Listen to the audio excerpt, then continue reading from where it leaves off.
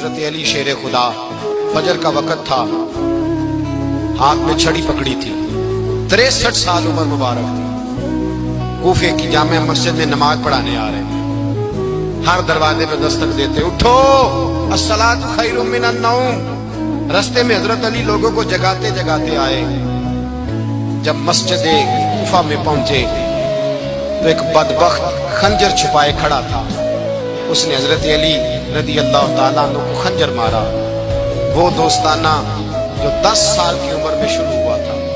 جب شیر خدا کو خنجر لگا تو پتہ لفظ کیا تھے؟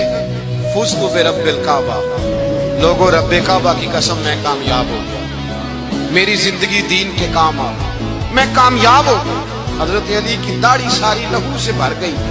حضرت شیر خدا فرمایا کرتے تھے، ایک دفعہ میں بڑا بیمار ہوا، میرے سے اٹھ کے کھڑا نہیں ہوا جاتا تھا، حضور تیمارداری کرنے آئے تو میں نے کہا یا رسول اللہ پتہ نہیں بچوں گا کہ نہیں۔ حضور نے فرمایا علی نہیں، تو اس وقت دنیا سے جائے گا جب تیری داڑھی لہو سے رنگین ہو جائے گی۔ شیر خدا کہتے ہیں جب زخم لگا تو میں نے نیچے جھکا کر دیکھا تو داڑھی لہو سے بھری ہوئی ہے، میں نے کہا بس وہی کامیاب ہو گیا۔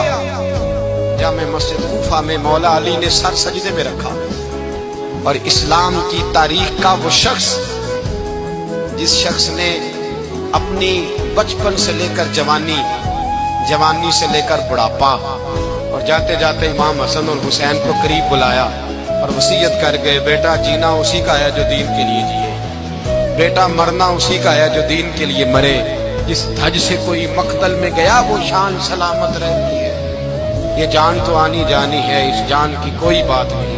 حضرت شیر خدا کرم اللہ تعالی وجہ الکریم خاتم الخلفاء تھے، ان پر خلافت اسلامیہ ختم ہوئی۔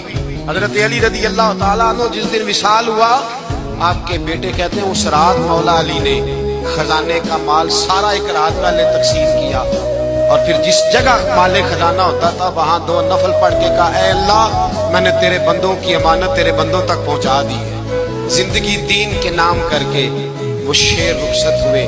21 رمضان المبارک کی شام ڈھلی تو حضرت علی المرتضیٰ شیر خدا رخصت ہوئے۔